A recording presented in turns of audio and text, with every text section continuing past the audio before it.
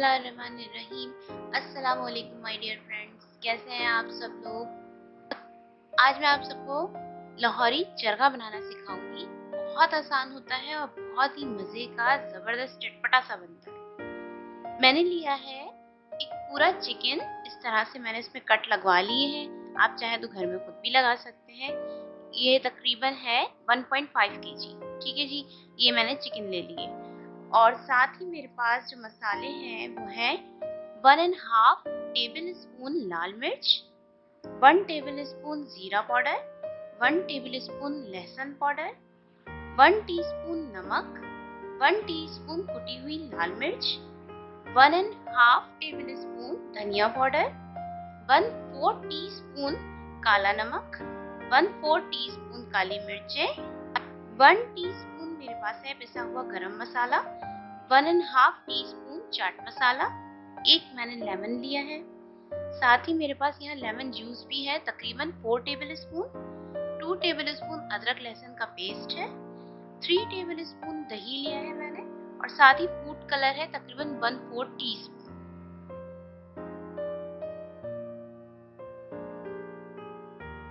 अब देखिए, मैंने चिकन को एक बड़े से बोल में रख लिया और सबसे पहले मैंने इसको इस तरह से किचन टॉवल से इसका जो मॉइस्चर है वो बिल्कुल एब्जॉर्ब कर लेना है। हमने इसको थोड़ा सा इस तरह से डैब करना है और इसका मॉइस्चर पूरा जो है वो एब्जॉर्ब हो जाए।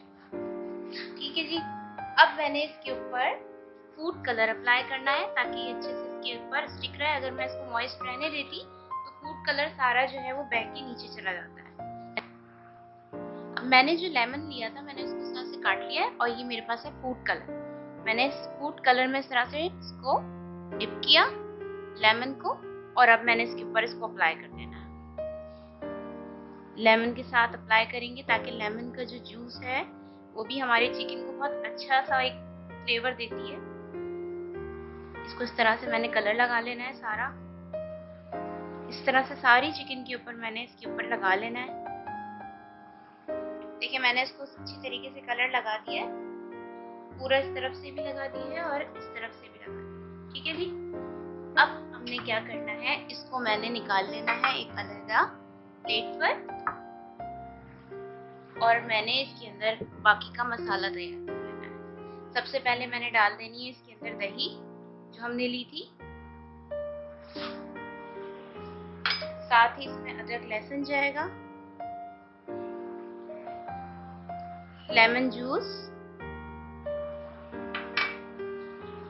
सारे स्पाइसेस जो मैंने आपको दिखाए थे सारे मैंने इसमें डाल दिए,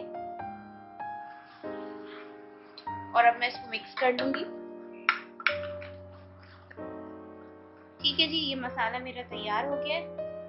इसके अंदर थोड़ा सा मैं तकरीबन 3 टेबल स्पून के करीब जो है वो पानी शामिल करूंगी ताकि थोड़ा सा ये बैटर है इसका थोड़ा सा रनी हो जाए।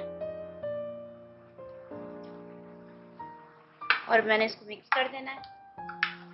और अब मैंने वापस चिकन जिसमें मैंने कलर लगाया था वो मैं इसमें रख दूंगी।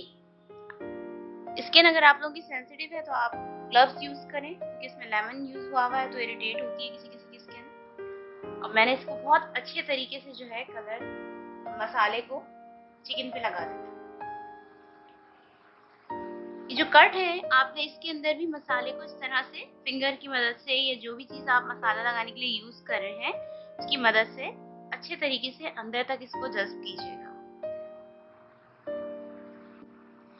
चिकन पे मैंने मसाला लगा दिया है और अब मैं इसको मैरिनेट होने के लिए तकरीबन 3 घंटे रखूंगी। आप चाहे तो 1.5 घंटा भी मैरिनेट करके आप इसको कुक कर सकते हैं। मैं इसको 3 घंटे के लिए मैरिनेशन के लिए रख रही हूँ फ्रिज में। चिकन को मैरिनेट हुए हुए यहाँ पे 3 घंटे हुए हैं। आप इसको 1.5 घंटे में भी फ्राई कर सकते हैं या जिस तरह से भी आप बनाना चाहें। पहले मैं इसको स्टीम दूंगी ताकि अच्छे तरीके से जो इसकी बोन्स होती है चिकन की, उसके अंदर ब्लड होता है वो सब से ड्रेन आउट हो जाता है। उसके बाद मैं इसको फ्राई करूंगी। सबसे पहले हम इसको स्टीम दे लेते हैं। देखिए, यहाँ पे मैंने स्टीमर को पहले से ही करके रखा हुआ है। नॉर्मली हर एक घर में स्टीमर नहीं होता। किसी भी भगोने में पानी लेकर आपने इसको बॉईल करना है और उसके बाद इस तरह से इसके ऊपर चावल छानने की छन्नी होती है वो मैंने रख दी है। अब इसके ऊपर चिकन मैंने मैरिनेट करके रखी हुई थी वो मैं रख दूंगी।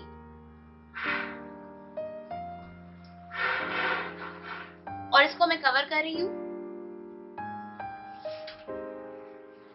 तकरीबन 15 मिनट तक मैं इसको स्टीम दूंगी। 15 मिनट हो चुके हैं और अच्छी से स्टीम इसके ऊपर आ चुकी है। इसके अंदर जो भी इसकी बोन्स में ब्लड वगैरह होता है वो बाहर आ चुका है। अब मैं इसको इसमें से निकाल लूंगी। देखिए मैंने कढ़ाई में ऑयल लिया है, इसको डीप फ्राई करेंगे इसलिए मैंने थोड़ा ज्यादा ऑयल लिया है। अगर आप शैलो फ्राई करना चाहते हैं तो थोड़ा टाइम जरूर लगेगा, लेकिन शैलो फ्राई भी ये इजीली हो जाता है। पर मैं यहाँ पर इसको डीप फ्राई करके दिखाऊंगी। ऑयल गर्म हो चुका है। अब मैंने इसका फ्लेम जो है स्टोव का वो मैंने मीडियम किया हुआ है और अब मैं इसमें चिकन डाल दूंगी। इसको हमने स्टीम दे के रखा हुआ था, आराम से एहतियात से इसमें आपने डाल दें।